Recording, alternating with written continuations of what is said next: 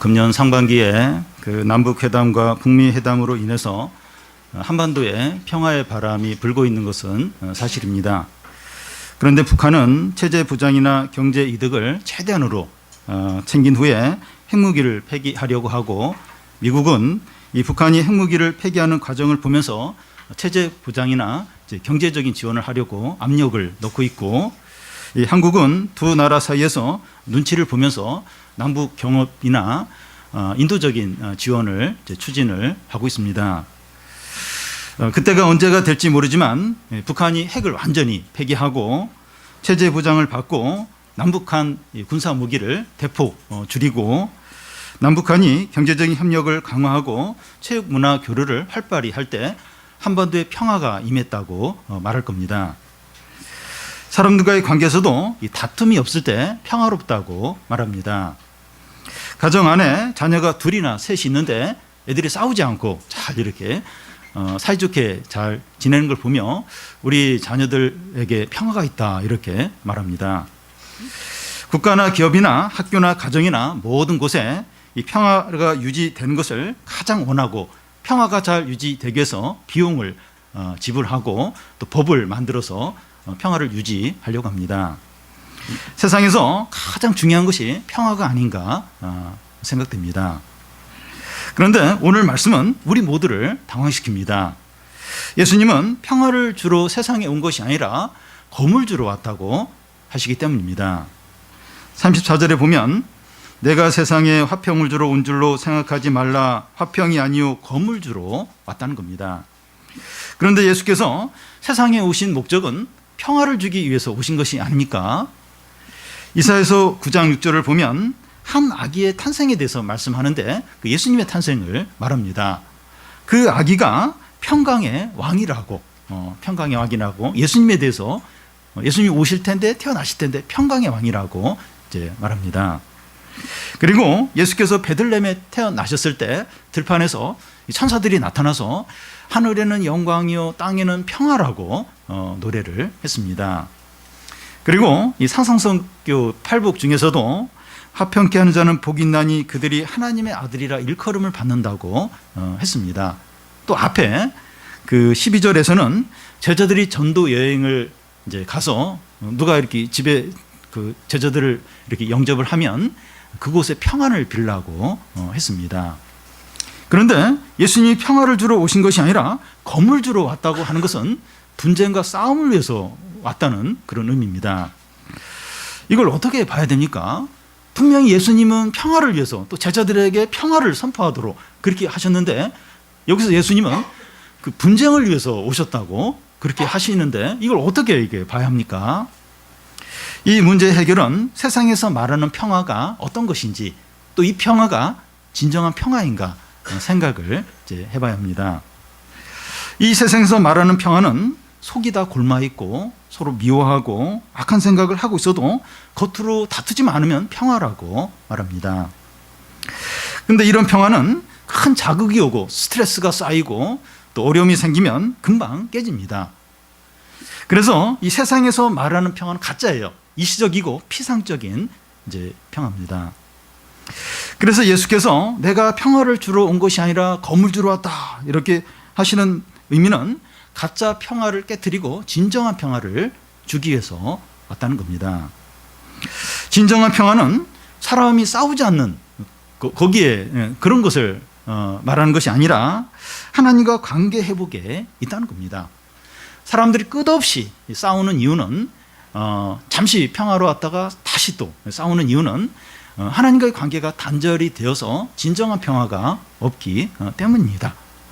사람들이 뭐 아시안 게임을 할 때마다 이제 아시아의 평화를 위해서, 또 올림픽을 할 때마다 세계의 평화를 위해서, 그러니까 평화를 위해서 많은 노력을 해요. 노력을 하는데 그 평화는 너무 쉽게 깨지는 거예요. 하나님과 어떤 관계 회복 없이 법적으로 서로 유익을 위해서 그래서 이제 이렇게 어떤 평화를 위해서 노력을 하는 건데, 이해관계가 이렇게 부딪히면 또 어떤 자극이 오면 자기들이 손해 본다고 생각하면 얼마든지 그 평화를 깨뜨리고 싸운다는 겁니다.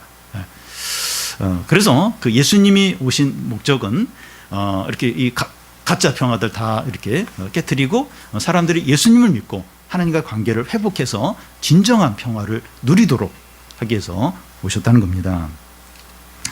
그런데 우리가 오해할 수 있는 것은 예수께서 이 평화보다도 분쟁을 좋아하시는 것처럼 이제 보이는 겁니다.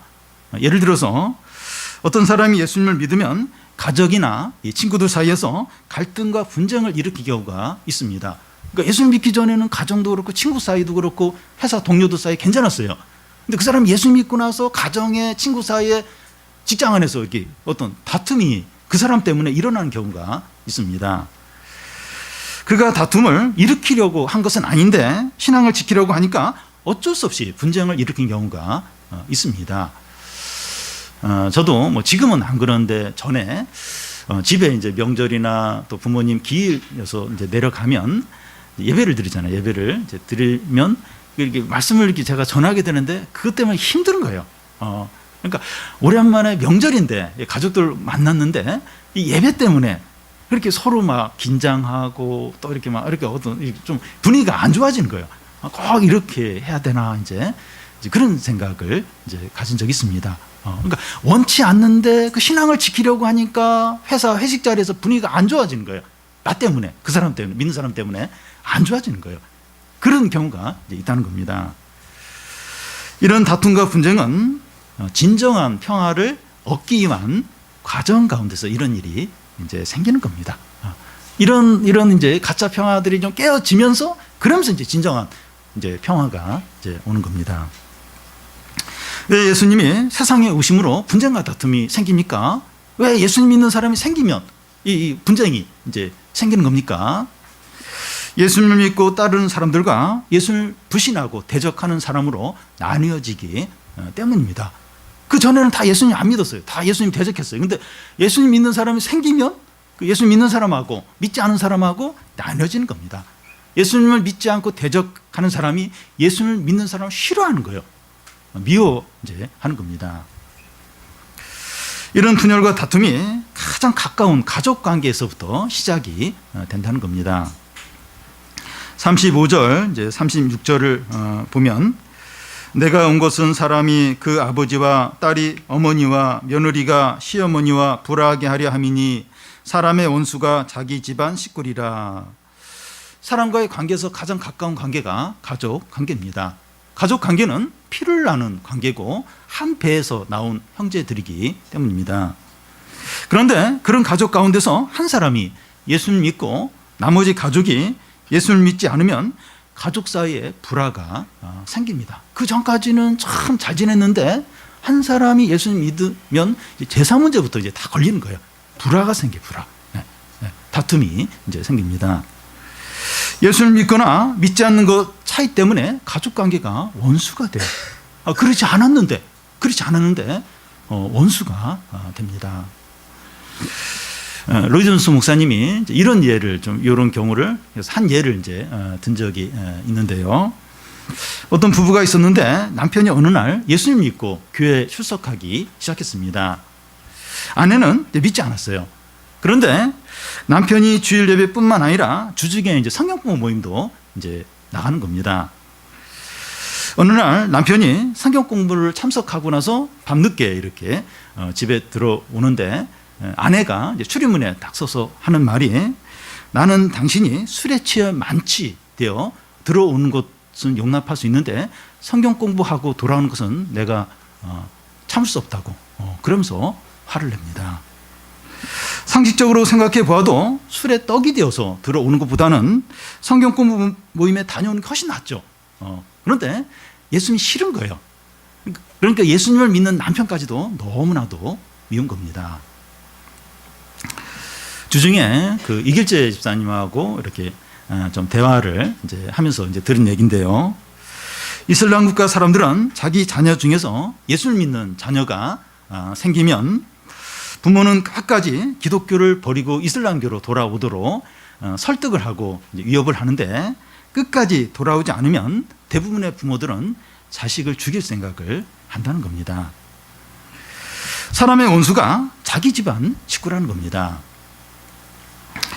가족이나 이 친구들 사이에서 한 사람이 예수를 믿으면 불화가 있게 되는데 우리는 불화하지 않고 잘 지낸대요. 이제 그런 경우가 있어요. 이게 주님은 이렇게 뭐 불화를 일으킨다. 이제 사람 사이에 예수님 때문에 신앙 때문에 이제 다툼이 생긴다. 그런데 우리 가족은 안 그런데요. 나는 믿고 우리 가족 안 믿는데 안 그렇고 우리 친구 사이에도 안 그렇고 회사에서도 안 그런데요. 그런 경우는 두 가지 이제 경우 중에 한 경우입니다. 한 경우는 드물게 이제 예수를 믿지 않지만 그런 사람들이 이 기독교에 대해서 우호적인 경우가 있어요. 이제 그런 경우가 있고 다른 한 경우는 신자가 주위 사람들과 다투기 싫어서 신앙을 타협했기 때문일 수 있습니다. 신자인데 신자같이 살지 않는 겁니다. 오늘날 한국의 신자들이 가정과 직장과 학교와 사회 곳곳에 흩어져 있지만 불화하는 경우가 드물어요. 불화가 거의 없습니다. 너무나 잘 지냅니다. 그 이유는 신자인 것을 포기하고 세상에 다 맞추어 살기 때문일 수 있다는 겁니다.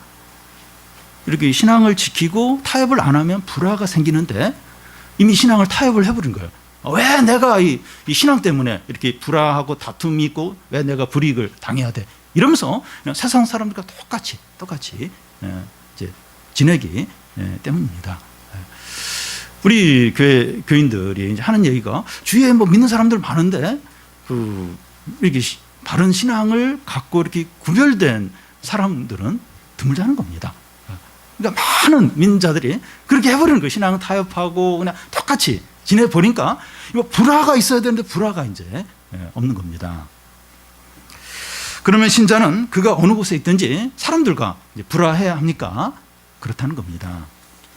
물론 우리가 잘못하거나 죄를 지어서 불화가 생기면 안 되지만 신앙을 지키기 위해서는 불화하게 된다는 겁니다. 성도가 욕을 먹고 손해를 보고 왕따를 당하는 것으로 이제 이게 이제 불화가 이제 생기게 됩니다. 이런 과정을 통해서 그곳에 있는 가짜 평화들이 다 깨어집니다. 그동안 잘 지냈는데 이게 잘 지내는 게 아니었어요. 이 가짜 평화로 그냥 잘 지내는 것처럼 보였던 겁니다. 이런 과정이 고통스럽고 힘들 수 있어요. 힘들 수 있습니다.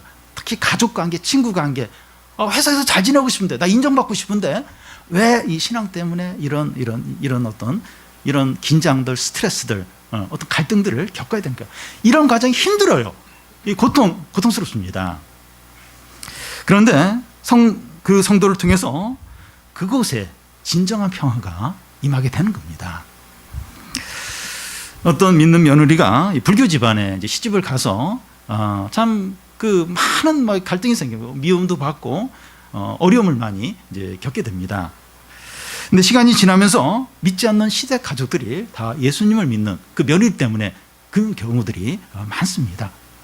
그러니까 너무 힘들죠. 그 믿음을 지키는 게 이게 며느리 입장에서 너무 어렵죠. 근데 그렇게 그 미움 받으면서 나중에 이제 그 가족들이 예수님을 믿고 하나님께 돌아오는 경우들이 많이 있습니다. 그런데 믿는 자로 인하여 그곳에 불화가 생기지 않으면 진정한 평화는 없는 거예요. 왜 이렇게 갈등을 일으키고 왜 이렇게 왜 그렇게 하는? 그래서 불화를 다 피하는 거예요. 갈등을 다 피하는 겁니다. 다 타협을 해버린 거예요. 그래서 평화로워요. 다툼이 없어요. 그러면 그곳에 예수님 믿는 사람도 없고 하나님 관계를 회복하는 사람도 없는 거예요. 그냥 가짜 평화로 다 만족하면서 그냥 살다가 이제 멸망을 당하게 되는 거죠. 우리는 우리 신앙 때문에 우리가 있는 곳에 불화와 다툼이 일어나는 것을 두려워하지 않아야 합니다. 그런 일이 일어나면 안 돼. 그리고 남에게 피해를 주면 안 돼. 내가 신앙 때문에 막 이렇게 어떤 갈등을 일으키는 건 남에게 피해를 준 거야. 그런 일이 일어나면 안 되고 뭔가 내가 잘못했기 때문에 이런 일이 일어나는 것은 아닌가. 그렇게 생각을 할 수 있는데 그렇지 않다는 겁니다. 이런 일이 일어나는 것이 당연하고 이런 일이 일어나야 진정한 평화가 온다는 겁니다. 여러분 진정한 평화는 대가를 지불해야 돼요. 그냥 공짜로 절대로 오지 않습니다. 이렇게 막 욕먹고 손해보고 막 너무 힘들고 이런 어떤 과정을 통과해야 진정한 평화가 이제 옵니다. 병든 곳에 수술해야 건강하게 되는 것과 같습니다. 여러분 수술이 절대 쉽지 않아요. 한번 몸에 칼을 대면 특히 나이 드신 분 같은 경우는 후유증이 오래 갑니다. 젊은 사람도 오랫동안 너무 이제 후유증으로 이제 힘들게 지내게 됩니다. 그런데 이 병든 곳을 놔두면 더 악화가 되는 거예요. 생명을 잃을 수도 있는 겁니다. 그래서 어렵고 힘들지만, 고통스럽지만 수술을 해야 건강해지는 것과 같다는 겁니다. 그래서 막 불화가 일으키고 갈등이 일어나고 이러면서 가짜 평화들 다 깨어지면서, 그러면서 이제 한두 사람, 예수 믿는 사람이 나오고 다른 관계를 회복하고, 그러면서 이제 그곳에 진정한 평화가 임하는 겁니다. 그 성도로 인하여 사람들이 예수님을 믿고 하나님 관계가 회복되어야 진정한 평화가 있습니다. 다음은 이제 제자도의 이제 핵심인데요. 여기서 말하는 제자도는 이 믿음 때문에 막 가족 관계, 가까운 사람 관계에서 막 불화가 생겨요. 그럼에도 불구하고 인내하면서 계속 그렇게 사는 거예요. 그게 이제 여기서 말하는 제자도입니다. 그게 힘들어요. 주님의 제자로 살려니까 너무 이제 막 그런 갈등이 있는 거예요. 그럼에도 불구하고 계속해서 이렇게 사는 것이 제자도죠. 37절부터 39절까지인데, 먼저 37절을 보면, 아버지와 어머니를 나보다 더 사랑하는 자는 내게 합당하지 아니하고 아들이나 딸을 나보다 더 사랑하는 자도 내게 합당하지 아니하며. 이 말씀을 어떻게 보면 신앙을 위해서 이 가족 관계도 끊고 가족도 사랑하지 말라는 것처럼 이제 보입니다. 이 광신자들이나 이단들은 이 말씀을 오해해서 잘못 적용을 합니다. 가족도 내팽개치고 막 이러면서 말씀에 이렇게 있지 않느냐, 그러면서 잘못 적용을 이제 합니다. 그런데 이 말씀을 다시 자세히 보면, 아버지와 어머니를 나보다, 아들과 딸을 나보다 하면서 하나님과 가족을 비교를 하고 있습니다. 가족 관계를 잘 지키고 가족을 사랑을 하라는 겁니다. 그 가족 관계를 중요하게 여기라는 거예요. 그리고 가족들을 사랑을 하라는 겁니다. 신앙생활 열심히 한다고 막 가족들 돌보지 않고 막 이렇게 책임을 다 하지 않고 이러면 안 된다는 거예요. 가족 관계 잘 지키고 가족을 사랑해야 합니다. 그런데 주님보다 가족을 더 사랑하지 않도록 하라는 겁니다. 가족을 사랑하는데 주님과 이렇게 비교해서 주님보다 가족을 더 사랑하지 않도록 하라는 겁니다. 그러면 나에게 합당치 않다는 거예요. 나와 상관이 없다는 겁니다. 하나님의 어떤 은혜와 축복을 누리지 못한다는 거예요. 다른 거 다 하는데 그래도 주님보다는 가족을 더 사랑하고 이러면 주님께 합당치 않다는 거예요. 그건 이제 믿는 게 아니라는 겁니다. 자녀에게 부모는, 부모에게 자녀는 첫 번째고 모든 겁니다. 그런데 가장 사랑하는 가족보다 주님을 더 사랑해야 그게 진짜 믿음이라는 겁니다. 창세기에 보면 그 하나님이 아브라함의 믿음을 시험합니다.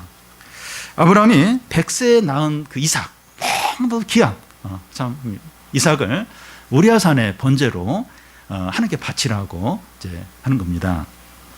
아브라함은 하나님의 말씀에 순종해서 이삭을 데리고 모리아산으로 올라가서 이삭을 묶고 이제 번제로 바치기 위해서 칼로 이제 찌르려고 합니다.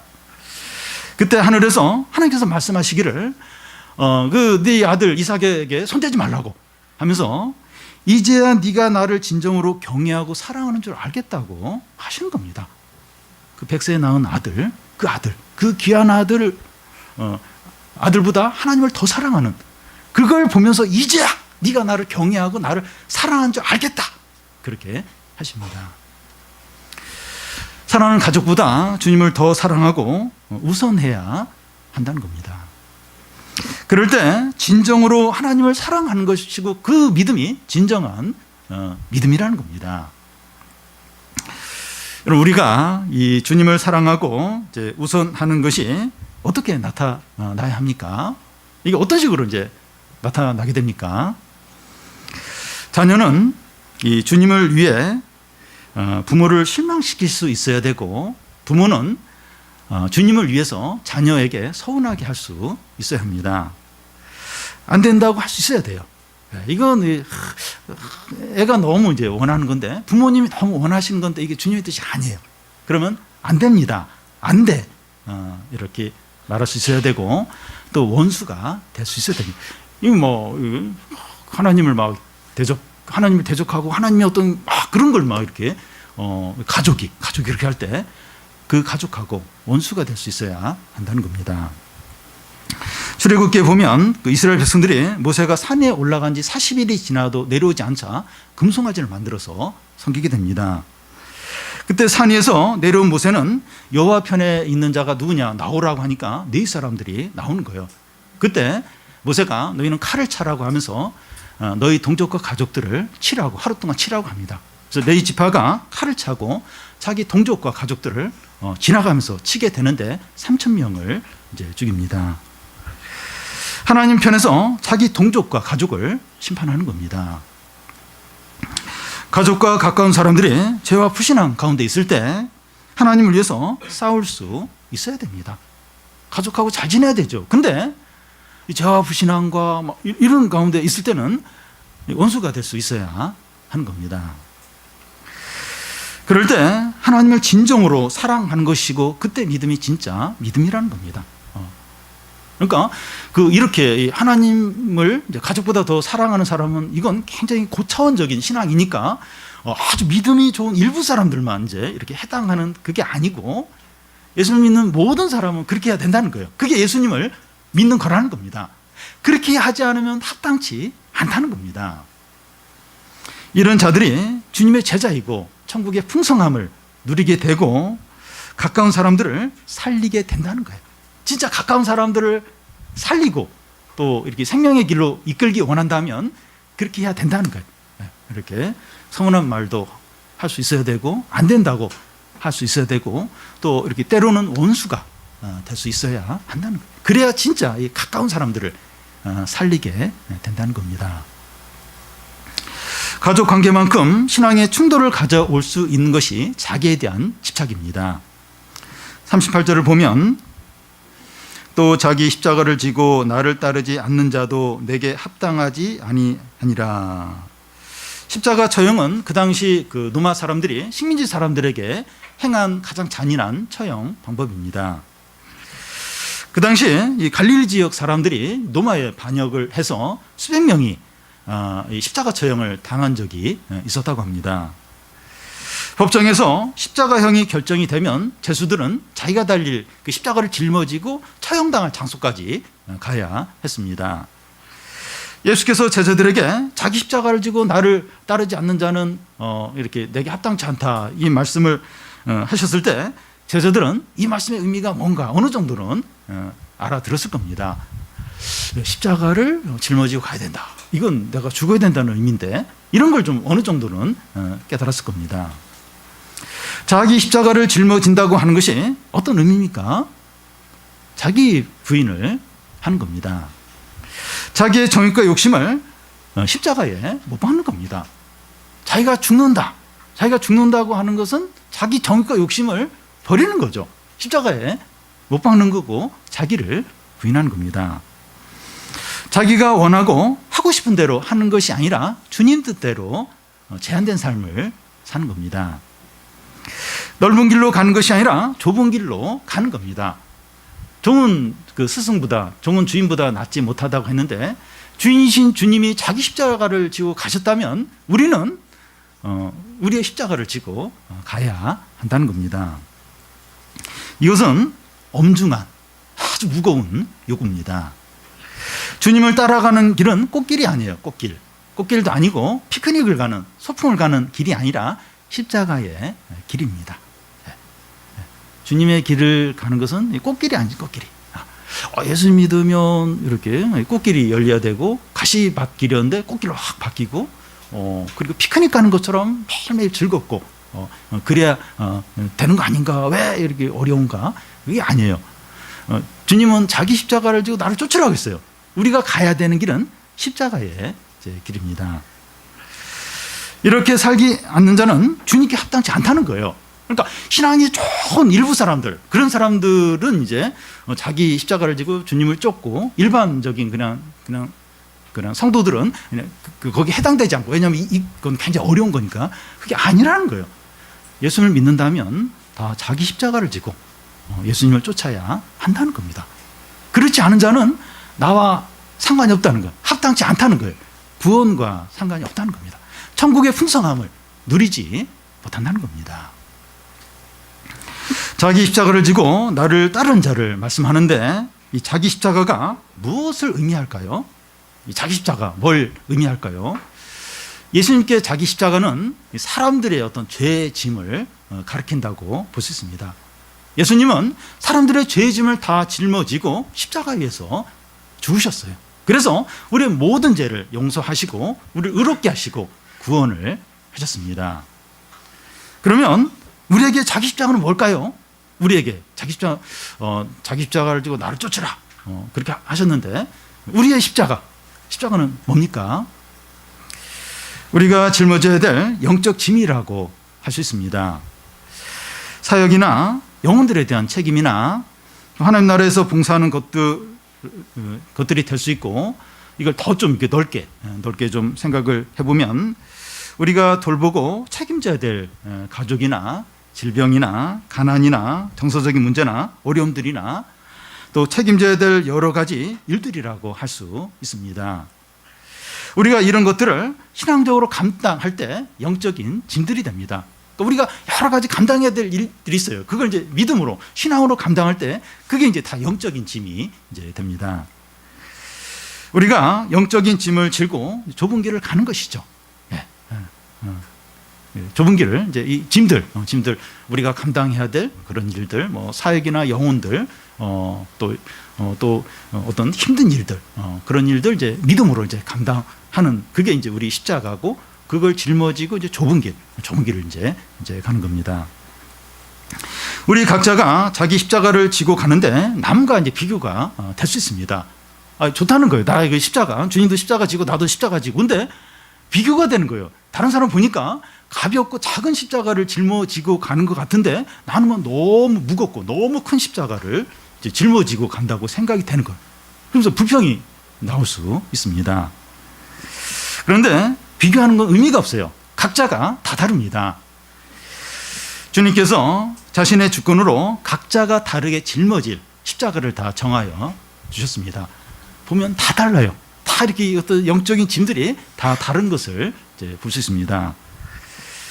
어떤 분은 이 가족의 질병의 문제, 부모님의 질병의 문제, 이런 걸 계속 이렇게 안고 가야 되는 거예요. 계속 감당을 하고 가야 되고, 또 어떤 분은 경제적인 어려움,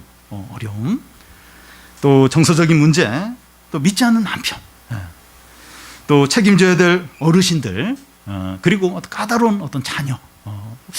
왜 우리 자녀는 왜 그럴까? 다른 집 자녀는 안 그런 것 같은데 어떤 까다로운 어떤 자녀를 감당을 해야 되고, 다양한 어떤 십자가를 각자가 다 이렇게 짊어지고 이제 가게 됩니다.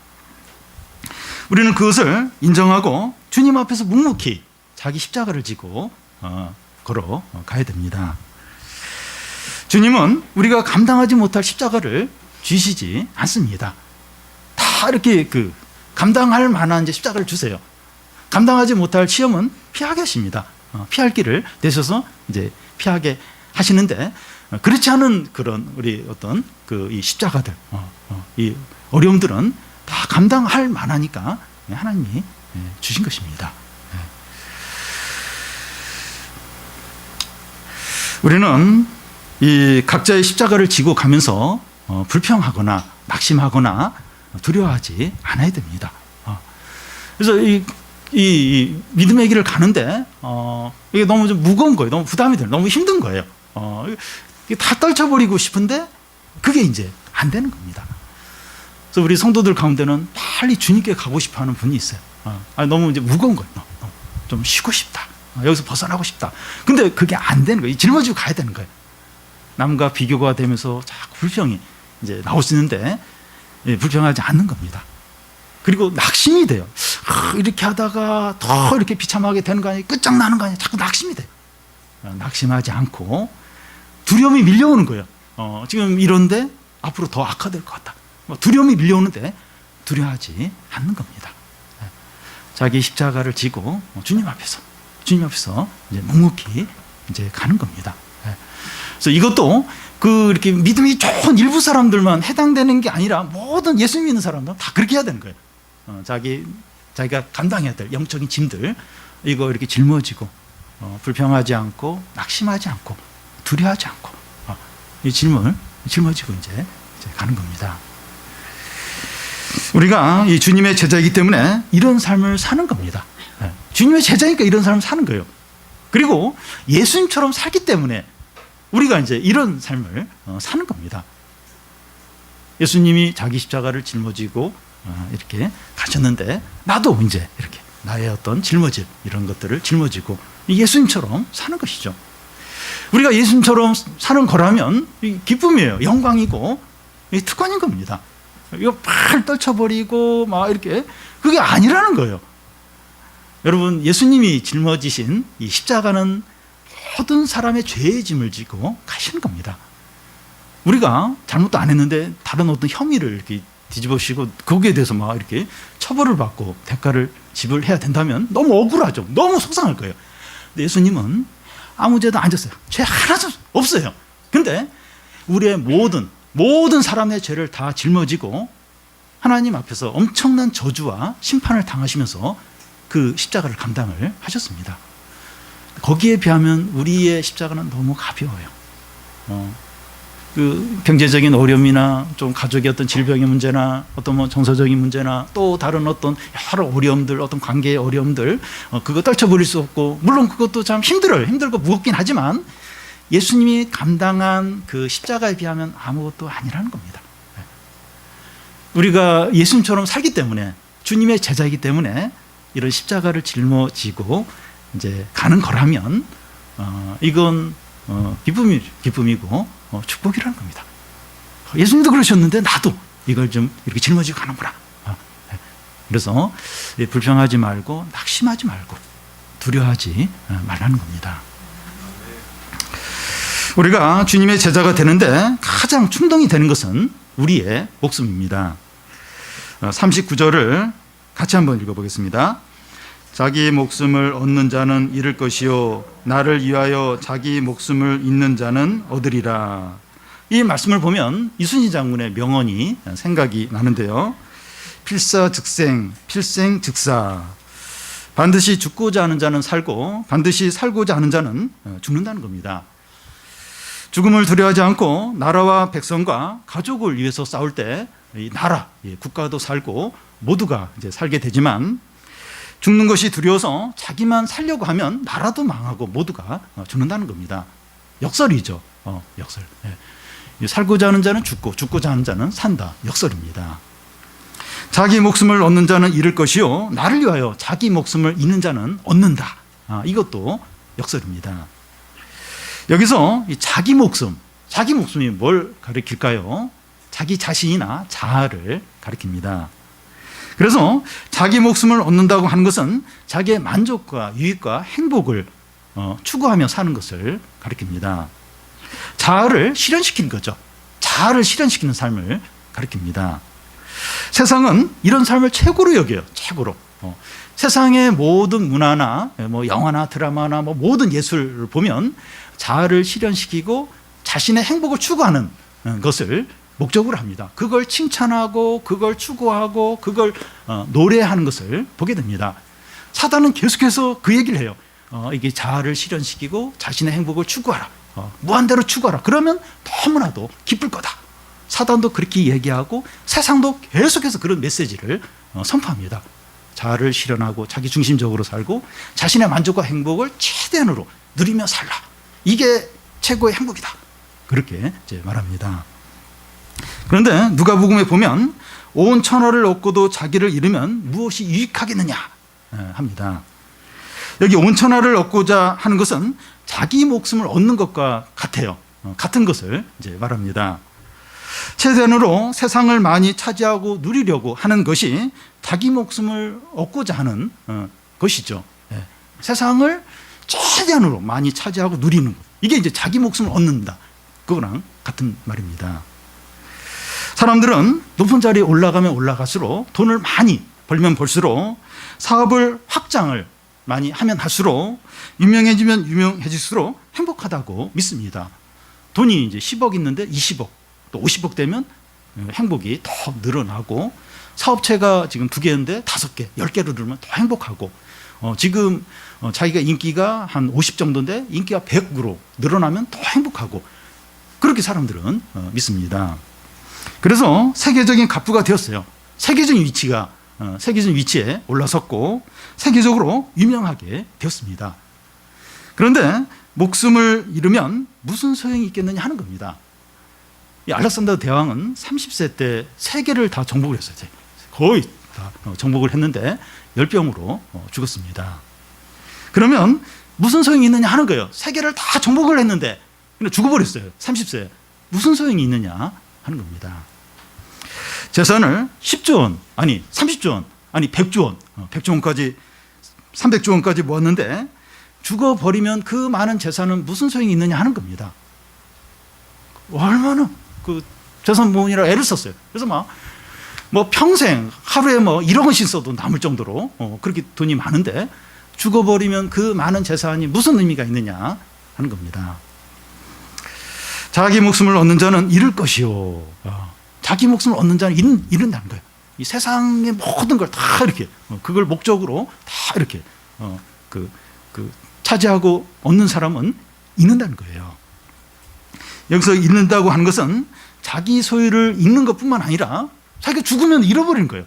그 많은 그거 다 잃어버리는 겁니다. 자기의 소유를 잃어버릴 뿐만 아니라 영원한 생명도 잃는다는 의미입니다.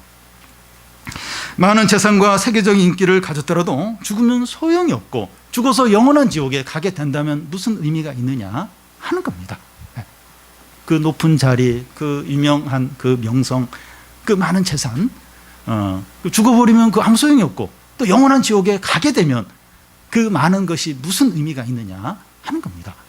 그래서 이 모든 것을 그러니까 자기의 목숨을 얻는 자는 잃을 것이요. 그러니까 세상도 없고 모든 걸 얻었는데 잃어버려요. 결국은 눈에 보이는 것도 영원히 소유하지 못하고 또 영원한 생명까지 잃어버리고 이게 무슨 의미가 있느냐 하는 겁니다.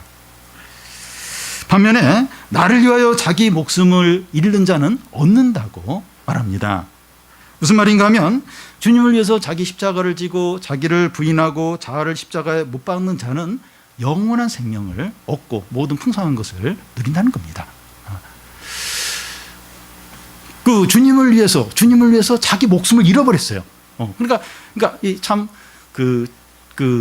자신의 욕심을 십자가에 못 박는 거 이게 얼마나 어려운지 모릅니다. 여러분 그 자기의 욕심대로 해야 기분이 좋아요. 행복을 느낍니다. 그리고 막 하고 싶은 대로 다 해야 막 이렇게 마음이 시원하면서 좋을 수 있어요. 우리의 마음속은 어떻게 해서든지 이 자아를 이제 실현시키고 싶어하고 내 생각대로 하고 싶어하고 하고 싶은 대로 다 하고 싶어요. 그래야 이제 행복을 이제 누리는 것 같아요. 근데 그 욕심과 정욕을 포기할 때, 제한된 삶을 살 때 얼마나 일시적으로 그 순간은 힘든지 몰라요. 그럴 때 이제 자기 목숨을 잃어버리는 거죠. 죽는 거죠, 죽는. 근데 그런 자가 얻는다는 겁니다. 우리 생각하고는 너무 이제 달라요. 우리가 사실 이것 때문에 힘듭니다. 내 목숨을 얻어야 행복할 건데 세상과 이 많은 눈에 보이는 걸 차지하고 내 마음대로 해야 행복할 것 같은데 그러면 잃어버린다는 거예요. 근데 주님을 위해서 자기를 제한시키고 자신의 자아를 십자가에 못 박고 욕심을 포기할 때 그럴 때 얻는다는 겁니다. 영원한 생명과 풍성한 기쁨과 진정한 즐거움을 얻게 되고 하나님 나라를 다 누리게 된다는 겁니다.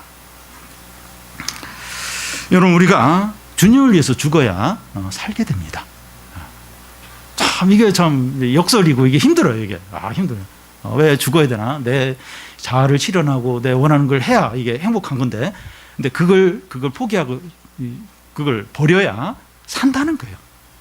얻게 된다는 겁니다.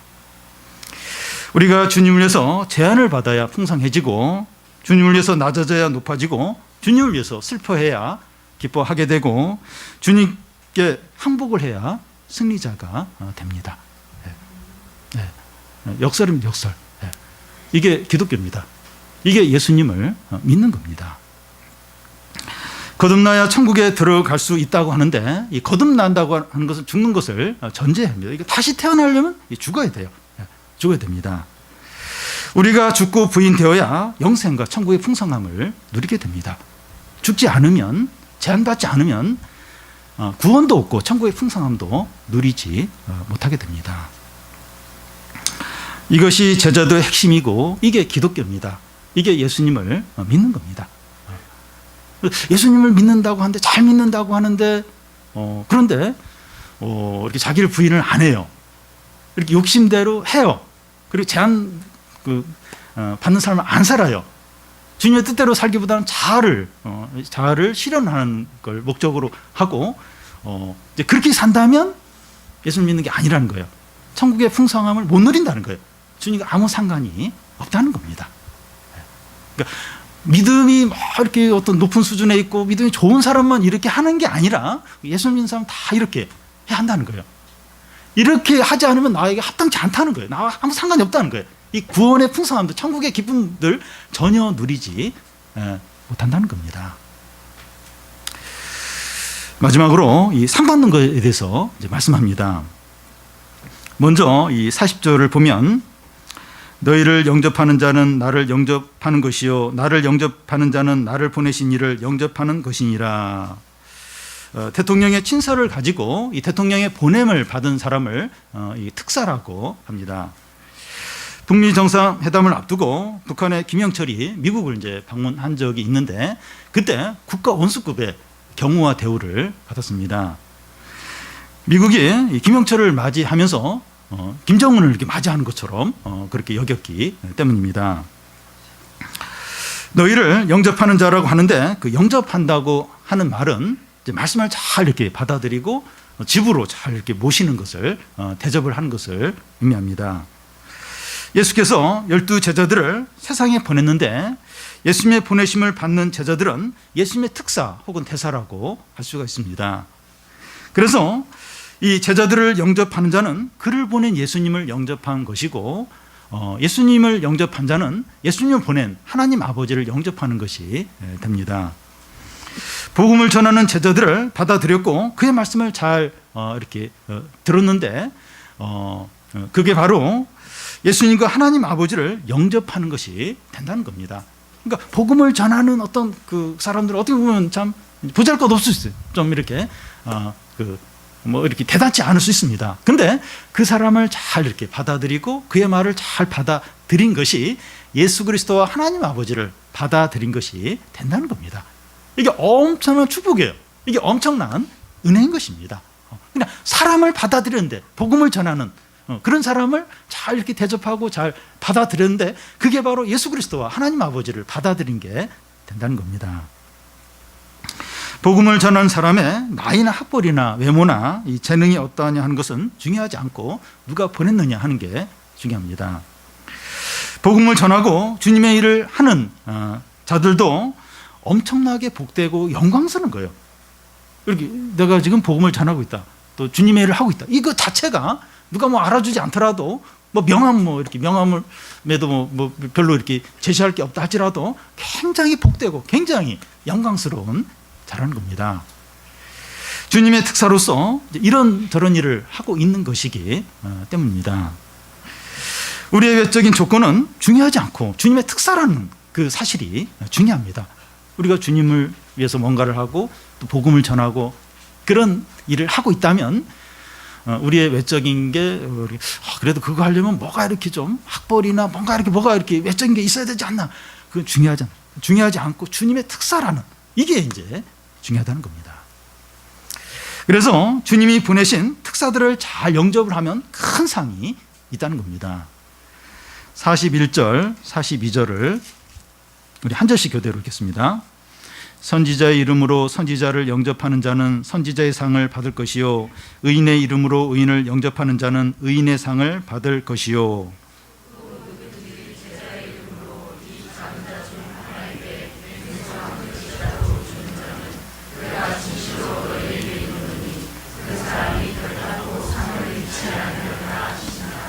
네. 선지자의 이름으로 선지자를 영접하는 자는 이 선지자의 상을 받을 것이요 하는데 무슨 의미인가 하면 어떤 사람이 선지자로서 가르치는 일을 하는 것을 이제 보고 선지자에게 합당한 대접을 하면 대접을 한 사람이 선지자가 받는 상을 받게 된다는 겁니다. 예를 들겠는데요. 오해는 하지 마십시오. 이 사역자나 선지자에 대해서 그에게 합당한 대접을 잘 하면 대접을 한 사람이 이 사역자나 선교사가 받는 상을 받게 된다는 겁니다. 그러니까 대접을 잘 한 것뿐인데 그 일을 하는 사람이 받을 상을 그 대접을 잘 하는 사람이 똑같이 받게 된다는 겁니다. 또 의인의 이름으로 의인을 영접하는 자는 의인의 상을 받는다 하는데 무슨 말인가 하면 교회와 영혼과 하나님 나라의 여러 부분들을 섬기는 자들이 있는데 그런 자들을 잘 섬기면 그들이 받는 상을 섬기는 자가 똑같이 받게 된다는 겁니다. 심지어 아주 보잘것없는 자가 주님의 일을 할 때 그에게 이제 냉수 한 그릇 이제 이렇게 대접을 해도 그 냉수 한 그릇을 대접한 거에 대해서 상을 받게 된다는 겁니다. 이 복음 전하는 자, 또 주님의 일을 하는 이 자들을 이렇게 잘 대접하는 게 왜 이렇게 중요하다고 이렇게 합니까? 그러니까 이 주님의 일을 하는 사람은 대체적으로 이렇게 인정을 못 받아요. 미움을 받고 배척을 받는 경우가 많아요. 양이 이리 가운데 있는 것처럼 공격받기가 쉽기 때문에 위로와 격려가 필요하다는 거예요. 위로와 격려가 많이 필요하고 이런 자들은 주님의 특사들이기 때문에 아주 귀하기 때문이라는 겁니다. 그래서 그렇게 하라는 거예요. 그렇게 잘 대접을 하고 잘 섬기라는 겁니다. 여러분, 교회가 부흥하고 하나님의 은혜가 넘칠 때는 사역자들이나 선교사들에 대한 그런 대우가 좋지만 사람들이 하나님과 멀어지고 신앙에서 떠나면 사역자들과 선교사들에 대해서 무관심해집니다. 우리 교회는 이 사역자들과 선교사들에 대해서 사랑과 관심이 많다고 생각됩니다. 우리는 사역자와 선교사뿐만 아니라 간사님들이나 또 대학교 선교단체 간사님들이나 또 청소년 사역 자원봉사하는 분들이나 다양한 모습으로 하나님 나라를 위해서 수고하는 분들을 잘 섬기고 잘 이렇게 대접을 하시기를 바랍니다. 그러면 대접을 하는 우리들도 수고하는 분들과 같은 상을 받게 된다는 겁니다. 주님이 얼마나 그 일을 귀하게 여기는지 몰라요. 그냥 이렇게 시원한 아이스 아메리카노 이런 거 한 잔을 대접해도 그거 2,000원짜리 3,000원짜리 그거 대접한 그거까지 하나님이 챙겨 주신다는 거예요. 그렇게 하라는 겁니다. 또 대접을 받는 사역자들이 더 힘을 내어서 하나님의 일을 더 이렇게 잘하게 될 거라는 겁니다. 오늘 말씀은 이 제자도의 핵심입니다. 우리가 예수를 믿는 것은 주님의 제자가 된다는 것인데 주님의 제자로 사는 것은 진지하고 엄중합니다. 아주 엄중합니다. 자신의 모든 것과 목숨과 인생을 다 걸어야 하는 겁니다. 삶의 어떤 일부로 이렇게 일주일 중에 시간 좀 떼서 하루 정도만 이렇게 하나님 위해서 쓰고 그러면서 이제 내 신앙생활을 다 했다. 그게 아니라 자신의 삶의 모든 걸 다 걸어야 됩니다. 신앙생활은 취미생활이 아니에요. 이렇게 내가 이렇게 삶의 한 부분으로서 그게 아닙니다. 자신의 가장 중요한 자신의 모든 부분입니다. 부모나 자녀보다 주님을 더 사랑해야 합니다. 여러분, 이게 얼마나 어려운지 몰라요. 하나님의 뜻은 알겠는데 어떤 가족의 일이 생기면 가족에게 기울기가 얼마나 쉬운지 모릅니다. 가족이 원하는 것보다 주님이 원하는 것을 우선을 해야 됩니다. 주님의 뜻이 아니면 아닌 거예요. 너무 사랑하는 부모님이요, 너무 사랑하는 자식이에요. 근데 주님의 뜻이 아니면 아닌 겁니다. 서운한 말을 해야 돼요. 안 된다. 미안하지만 안 된다. 죄송합니다만 안 됩니다. 이렇게 해야 한다는 겁니다. 그래야 주님께 합당하다는 거예요. 그래야 이 구원의 풍성함을 누리게 된다는 거예요. 예수를 믿는 자는 다 그렇게 해야 한다는 겁니다. 더 나아가서 자기 십자가를 지고 자기를 따라야 됩니다. 지금 짊어지고 이거 불평이 나와요. 그리고 화가 납니다. 그래 침체에 자꾸 빠져요. 내가 왜 이런 짐을 계속 짊어져야 되는가? 근데 자기 십자가를 지고 나를 쫓으라는 거예요. 주님이 나는 너와 비교할 수 없는 엄청난 온 우주보다도 더 큰, 지구보다도 더 무거운 죄의 짐을 내가 졌다는 거예요. 네가 진 짐은 그렇게 무거운 게 아니라고 하면서 자기 짐을 지고 나를 쫓으라고 하십니다. 자기를 부인하고 자신의 정욕과 욕심을 십자가에 못 박으라고 이제 하십니다. 자기 주장과 자기 고집과 자기 자랑과 자기 자존심을 십자가에 못 박아야 됩니다. 여러분, 이게 예수님 믿는 겁니다. 이게 기독교입니다. 우리가 주님을 위해서 여러 가지 많은 어려운 일을 할 수 있지만 이걸 안 하면, 자기 십자가를 지고 주님을 쫓지 않으면, 그리고 자기를 부인하지 않으면, 자신의 정욕과 욕심을 십자가에 못 박지 않으면, 자기 자랑과 교만과 자기 고집을 십자가에 못 박지 않으면 나와 상관이 없다는, 나에게 합당치 않다는 거예요. 구원의 풍성함을 누리지 못한다는 겁니다. 여러분, 그 예수를 믿으면 우리가 죽어요. 죽어서 이제 우리가 사실 죄에 대해서 죽은 자입니다. 그렇지만 우리가 매일 매 순간 정욕과 욕심을 십자가에 못 박는 일을 해야 됩니다. 죽는 심정이에요. 너무나 힘들어요. 그렇게 하고 싶지 않아요. 내가 하고 싶은 대로, 끌리는 대로 하고 싶습니다. 남들 다 한 대로 하고 싶어요. 그 순간, 매일 매 순간 정욕과 욕심을 십자가에 못 박는 거예요. 자기를 부인하는 거예요. 내 뜻대로 하는 게 아니라 자기를 부인하는 겁니다. 자아를 십자가에 못 박는 겁니다. 죽는 건 중요. 그렇게 해야 된다. 그게 이제 주님의 제자고, 그게 기독교고, 그게 예수님을 믿는 거라는 겁니다. 우리가 그걸 해야 돼요. 그거 해야 됩니다. 여러분, 왜 요즘에 이 한국교회와 믿는 사람들이 그렇게 비난을 받고 사람들의 발에 밟히고 그렇게 욕을 먹습니까? 교회를 빠져서가 아니에요. 뭐 봉사를 안 해서가 아닙니다. 이걸 안 하는 거예요. 자기 부인을 안 하는 겁니다. 정욕과 욕심을 십자가에 안 박아요. 자아를 십자가에 안 박는 겁니다. 자기가 그대로 살아있어요. 세상 사람들이 기독교인들에 대해서 기대를 안 해요. 기대할 게 없어요. 왜냐하면 자기들과 똑같으니까. 똑같이 욕심내고 똑같이 세상을 쫓고 똑같이 죄를 짓고, 차이가 뭐가 있습니까? 주일날 교회 가는 거, 그런 건 뭐 얼마든지 할 수 있어요. 절에 가든지 교회 가든지 또 이슬람 거기 가든지, 그게 무슨 차이가 있겠느냐 하는 겁니다. 기독교의 차이, 기독교가 뭐냐, 예수님 믿는 게 뭐냐, 자기를 부인하고 또 정욕과 욕심을 십자가에 못 박고 자아를 못 박아야 되죠. 이게 기독교인 겁니다. 이게 예수님을 믿는 거예요. 이걸 해야 세상이 빛과 소금으로 드러나는 겁니다. 어떻게 빛으로, 어떻게 소금으로 세상의 부패를 막고 어둠을 몰아낼 수 있습니까? 자기를 부인하고 정욕과 욕심을 십자가에 못 박고 자아를 십자가에 못 박고 자기 십자가를 지고 주님을 쫓을 때, 그때 세상의 빛과 소금이 되는 것이죠. 우리가 이걸 해야 됩니다. 예수님을 믿습니까? 주님의 제자입니까? 이걸 해야 돼요.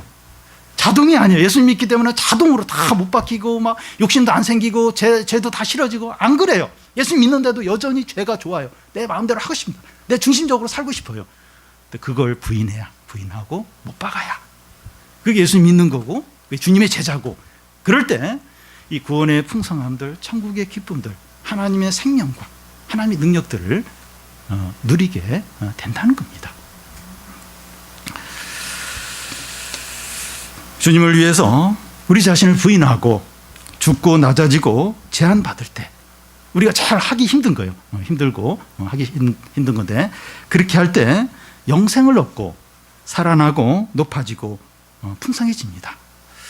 우리 모든 성도들이 이런 믿음과 순종을 통해서 하나님의 풍성한 은혜들, 기쁨들, 능력들을 다 누리시기를 바랍니다.